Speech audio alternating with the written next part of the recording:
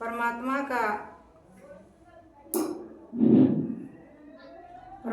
का मेहरबान मनुष्य के सत्कर्मों पर भी निर्धारित होता है। वो जैसे चाहेंगे वैसा ही बना सकते हैं। वो पहाड़ से राई और राई से पहाड़ भी बना सकते हैं। वो मनुष्य के सत्कर्मों के छवि को देख करके उन्होंने विश्व के सम्राट बना सकते हैं। आइए अब मृतक दशा को कैसे प्राप्त हुआ है, आज उसी पर मैं कुछ चर्चा करूँगा। इसलिए कि जीते जीते जो मर जाता है वह अमर अजर हो जाता है। तो परमात्मा ने जीते जीते मृत्यु को प्राप्त कराए और फिर इस काया में एक पराशक्ति पवित्र शक्ति को इस काया में प्रवेश किए। 1998 ईस्वी 6 तारीख को जो दिसंबर महीना मनाया जाता है जन्मदिन, वही दूसरा इस शरीर का दूसरा जन्म शुभ अवसर पर मनाया जाता है। तो उसी पर एक पद है कि जीते जीते मरना सीखो, मरने में क्या डारी है। जीते जीते मरना सीखो, मरने में क्या डारी है। त्रेता युग के सती अनसुईया, आग हवा मिले जाने में। तो जब मृतक दशा को प्राप्त हुआ उस समय शरीर की सारी शक्तियां निकल गई और ब्रह्मांड होने लगा कि अपना पैर हिला दो, तो पैर हिल नहीं रहा था। इसके बाद फिर ब्रह्मांड हुआ कि अपना हाथ हिला दो, हाथ नहीं हिल रहा था। इसके बाद हृदय के यहाँ धीरे धीरे अब होकर 3 बार में यह दिव्य आत्मा जो था नर्मदा के, वह आत्मा को स्वर्गलोक सत्पुरुष भेजे और पराशक्ति एक पवित्र दिव्य शक्ति इस काया में प्रवेश कर दिए। देखिए, इसीलिए कहा जाता है कि परमात्मा कुम्हार हैं। जैसे कुम्हार घड़ा बनाता है तो फिर खराब घड़ा हो जाता है, उसको फिर सुंदर बना देता है। उसी तरह ये शरीर घड़ा के समान है। इसमें मृतक दे करके फिर जीवित कर दिए। कितनी उनकी महिमा परंपार है। उस समय जब काया में प्रवेश हुआ दिव्य शक्ति, तो माता पिता वहीं पर बैठे थे और हमारे सदगुरु महर्षि देव महाराज बैठे थे। तो उन लोगों के भविष्यवाणी होने लगा। हाथ पैर ऐसी तरह के उठ गया और भविष्यवाणी होने लगा कि देखो माता पिता जो हैं तीनों जन्म साथ ही आ रहे हैं। त्रेता में पिता दशरथ, माता कैकेयी थी।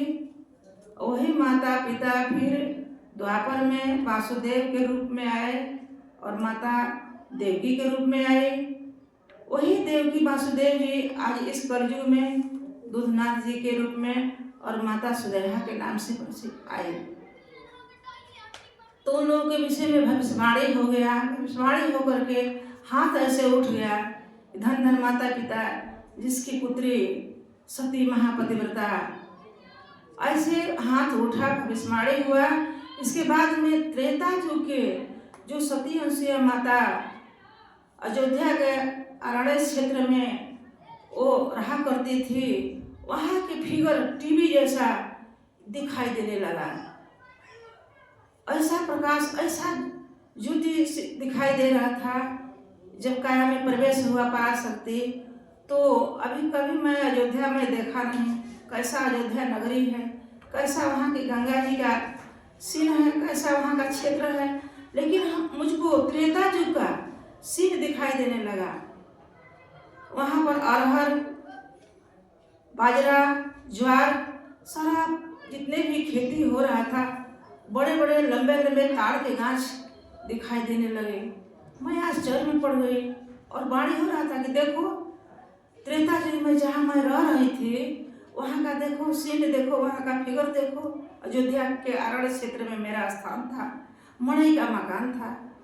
तो मैंने पूछने लगी कि अयोध्या में अरहर, बाजरा और ज्वार का खेती होता है, वहाँ पर बड़े बड़े लंबे लंबे ताड़ के गाछ है। तो कोई कहने लगा कि हाँ, वहाँ पर ये पहले हो रहा था, अब तो बदल गया है। तो त्रेता युग का फिगर हमको देखने को मिला जब काया में प्रवेश हुआ पवित्र पराशक्ति। तो बताइए कि इस शरीर के अंदर परमात्मा ने पवित्र शक्ति डाल करके, और जो माता का गर्भ से आया हुआ जो जीवात्मा था उसको स्वर्गलोक भेज दिए। उनकी कितनी महिमा है, कितनी अपरंपार उनकी छवि है, उसकी छवि को कोई पहचान नहीं सकता। तो पहचान के रूप में मैं आज सदगुरु का मैं वर्णन कर रहा हूँ कि उनकी छवि कितना, उनकी महिमा कितना। और सती अनसुईया कहते हैं कि सती अनसुईया जब त्रेता जी की जो थी वो आग हवा में ही मिल गई, वो पार नहीं हुई थी। ब्रह्मलोक से, जहाँ ब्रह्मलोक अक्षर मंडल, एक सृष्टि का एक पाद अक्षर मंडल है, वहीं से सृष्टि का निर्माण होता है, वही आग हवा से उत्पन्न हुई, आग हवा में मिल गई। तो वही सतपुरुष कह रहे हैं कि पार जो है सतलोक, जहाँ से जीव आत्मा आया है, वहाँ का स्थान कैसा है। तो कहते हैं कि बिना नींव के मंदिर बनल बा, ताने जोत उजियारी रे, आग हवा पानी न बाटे, ना सूरज चांद सितारे रे। यानी जहाँ सतलोक सतपुरुष का जहाँ स्थान है, वहाँ पर बिना नींव का मंदिर अखंड ज्योतियों का ज्योति है, बराबर दिन रात 24 घंटा जगमग जगमग ज्योति से उजाला जगमगाता रहता है। वहाँ पर क्षर, अक्षर और सार शब्द, 3 पाद अमृत सागर है। और वहाँ पर न दिन है, न रात है, न अग्नि है, न सूर्य है, न चांद है, न सितारे हैं, न पृथ्वी है। यानी प्रकृति से परे जो लोक है सतलोक, वहाँ पर कुछ नहीं है प्रकृति का, वो प्राकृतिक पार का है। वहाँ पर जाया कैसे जाता है, ये भी आगे परिचय कराते हैं। परमात्मा सतपुरुष ने प्रकाश देते हैं कि बिना पंगु सीढ़ी को चढ़े, पहुँचे परम पुरुष के द्वारी रे। तो बिना सीढ़ी, बिना पंगु के, यानी बिना पैर के और बिना सीढ़ी के उस स्थान पर संत महापुरुषों ने पहुँचते हैं। अपने तपस्या के पश्चात वह उस स्थान पर पहुँच जाते हैं त्याग वैराग्य परमात्मा की कृपा से। तो वहाँ की स्थान अद्भुत है, वहाँ का लीला अद्भुत है।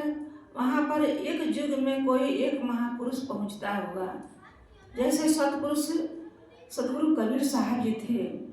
आज उन्होंने वही सतपुरुष के अमर वरदान मांगने के पश्चात आज वही ने इस जीवात्मा को उस लोक पहुँचाए। क्यों पहुँचाए? तो सत्य भक्ति देकर पहुँचाए, भाव भक्ति देकर के भक्तों के ऊपर उनकी असीम कृपा होती है। तो उस अमृत सागर में 3 पाद अमृत सागर है,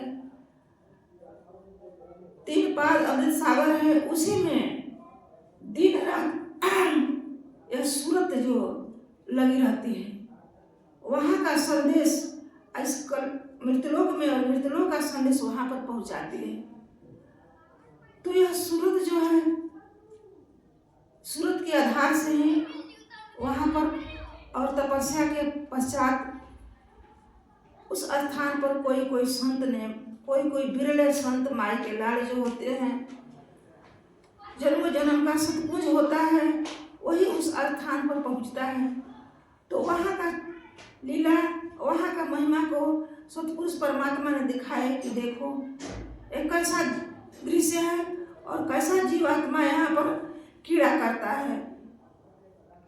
जो आत्मा जाता है, जो संत और सती पतिव्रता नारी होती है, तो यहीं पर वो मुक्त धाम है, यहीं पर मुक्त हो जाते हैं। जन्म मरण से उसका जन्मों जन्म का छुटकारा हो जाता है, माँ का गर्भ में भी नहीं आना पड़ता है।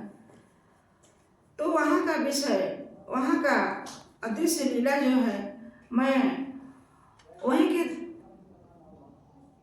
महिमा को मैं वर्णन कर रही हूँ कि जीते जीते सतपुरुष ने मृत्यु दशा को प्राप्त करके उस स्थान तक पहुँचाए और पहुँचा करके वहाँ का संदेश यहाँ पर पहुँचाते हैं।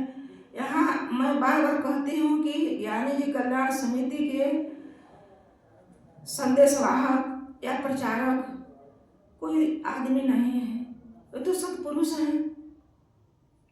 सतपुरुष ने जब संदेश वहाँ का संदेश यहाँ पर पहुँचाते हैं तो समाज के बीच में मैं प्रकाश देती हूँ कि देखो सदगुरु का आदेश है, सदगुरु का वाणी है, तो उस वाणी पर चलना चाहिए मनुष्य के।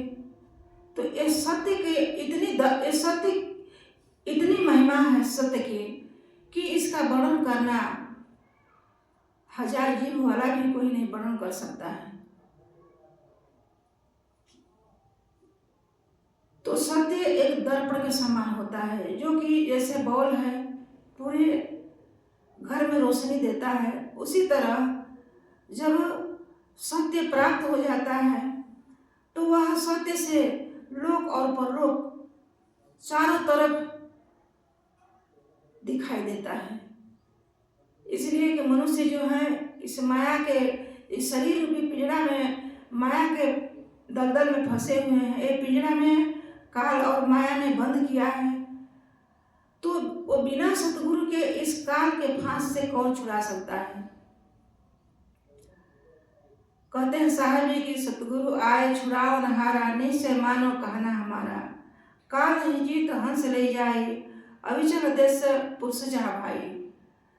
सतगुरु जो है काल के गाल से छुड़ाने वाले हैं और अविचल देश यानी जहाँ सतपुरुष का आस्थान होता है, अमर है, अविनाशी है, उस देश से आत्मा आया है। वहाँ पर इस काल के गाल से छुड़ा करके उस स्थान तक मुक्त कर देते हैं जीवात्मा की। इसलिए उनकी वाणी अमर होता है, वो न मिटने वाला है, न कोई मिटा सकता है, न तोड़ मोड़ कर सकता है। कहते हैं साहब जी की सत्य सूर्य टले चंद्र टले, टले जगत व्यवहार, सत्य वचन सतगुरु का टले न सत्य विचार। तो सूर्य टल जाएगा, चंद्र टल जाएगा, संसार का व्यवहार टल जाएगा, लेकिन सतपुरुष का वचन नहीं टल सकता। उनकी वाणी अमर होता है। इसलिए पहचान करना है, पहचान के कराने के लिए ही मैं यह मृतक दशा को कैसे प्राप्त हुआ है तो मैं परिचय करा रही हूँ कि जीते जीते मृतक दशा को प्राप्त कैसे होता है। तो जो मर जाता है, नहीं आता है, तो वो क्या कहेगा कि मरने के समय कैसा अनुभव होता है। मुझको तो अनुभव हुआ है कि मृतक दशा प्राप्त जब होता है तो कैसे शरीर शक्ति निकलती है, पैर से निकलती है। पहले हाथ पड़ जाता है, इसी तरह बिना शक्ति के हिलता है न डोलता है, पैर नहीं हिलता है डोलता है। तो व्यक्ति कहता है कि अब ये शरीर धीरे धीरे अब आत्मा निकल रहा है। ये प्रभु की अद्भुत छवि को कौन पहचान सकता है। पहचानेगा कोई, हजारों में एक कोई वैसा होता है। भक्ति करने वाला भक्त, सत्य के मार्ग पर चलने वाला जीवात्मा जो होता है, वही उनकी महिमा को पहचानता है। वो सदगुरु अपना साखी में प्रकाशित करते हैं कि साईं आगे साँच है, साँचे सूप सुहाय, चाहे केस बढ़ाए बोले चाहे केस मुड़ाए। जो सत्य वचन बोलता है उसके ऊपर ही सतगुरु प्रसन्न होते हैं। जिसके पास छल और कपट होता है वो तो उनके से अलग हो जाते हैं, उनकी कृपा उनके ऊपर नहीं जा सकता है। इसलिए सतगुरु से छल और कपट निकाल करके और एक बच्चा की तरह हृदय कोमल करके ही आना चाहिए। इस छल कपट अंदर में जो लेकर आएगा तो वो सत्पुरुष का पात्र कैसे बन सकता है। तो साईं आगे साँच है। जैसे जो सुख होता है, छाछ जिसको कहा जाता है, तो वह उसमें से जो भी खरपतवार होता है उसको फटकने से वो आगे निकल जाता है और सच्चा दाना जो है रह जाता है। उसी तरह जितने भी प्रपंच के माड़ी है वह माया के फटकार देते हैं संत लोग और सत्य को प्राप्त कर लेते हैं। चाहे केस बढ़ाए के बोले और चाहे केस मुड़ा कर बोले। तो यही तो साहब जी का साखी पर मैं विचार किया कि कोई वस्त्र बदलने से, गेरुआ वस्त्र या कोई वेशभूषा बदलने से सत्पुरुष प्रसन्न नहीं होते हैं। जिसके ऊपर उनकी खुशी होता है, प्रसन्नता आती है, जिसके ऊपर वो द्रवित हो जाते हैं, जिसके गुणों के ऊपर, जिसके श्रद्धा भाव के ऊपर, तो वह है क्या चीज? वो यही है सच्चाई। सत्य के कारण राजा हरिश्चंद्र जी की तरफ बिकना पड़ा, लेकिन मैं सत्य के अपना से विचलित मैं नहीं हुई। तो यही है यह विषय। सत्य बराबर तप नहीं, बार बार वो साखी में समझाते हैं, झूठ बराबर पाप। तो इस पर भी विचार करना है कि सत्य हम बोले, सत्य कमाए खाएं, किसी से छल कपट निकाल करके व्यवहार करें, चाहे कोई हो। तो यही छल कपट जो होता है, ये दुर्गुण, यही तो व्यक्ति के शत्रु होता है। मन जो है यही छल और कपट के मन में तांता लगा हुआ रहता है। वो छल कपट जब तक से निकलेगा नहीं तब तक से वो हृदय का दर्पण जो है वो मलिनता दूर नहीं हो सकता है। हृदय हमारे हर जीवात्मा के हृदय में ही सतपुरुष परमात्मा का निवास है, उसी में चेतन आत्मा विराजमान है। तो छल कपट काम क्रोध जो होता है दुर्गुण, वो दुर्गुण जब रहेगा तो वह दर्पण में प्रकाश ज्योति कैसे आएगा। तो दर्पण को सदगुरु को जब दर्शन चाहिए, परमात्मा के दर्शन चाहिए, तो उस दर्पण को मांजते रहिए, साफ करते रहिए। तो कहते हैं कि जब दर्पण लागी काई तो दर्शन कहाँ से पाई। जो उस हृदय रूपी दर्पण में जब काई लग जाता है, दुर्विचार और दुर्गुण भर जाता है, तो अपने प्रतिबिंब को कैसे कोई देख सकता है। जब हमको प्रतिबिंब को अपना दर्शन करना है, अपना आत्मा को दर्शन करना है, तो अपने मन को पवित्र और निर्मल बनाना जरूरी है। इसलिए कि भक्ति कोई कोई करता है, भक्ति सब कोई देखा देखी तो आ रहा है, लेकिन भक्ति किसी किसी के पास भक्ति जन्म लेती है। और वही भक्ति जब जन्म लेती है तो सत्पुरुष उसको पहचान जाते हैं, और वही यह भक्ति के पराकाष्ठ में वो बराबर अमृत वाणी पीने के लिए पिपासु बन करके और एक टक लगाए रहता है कि क्या वाणी हो रहा है। वो श्रवण द्वारा संचय करता है। वो वाणी को अपने हृदय में, जैसे अपने धन को जो मनुष्य है अपने धन को संचय करते हैं, उसी तरह सत्पुरुष का वाणी जो होता है 60 शब्द उसका संचय करते हैं।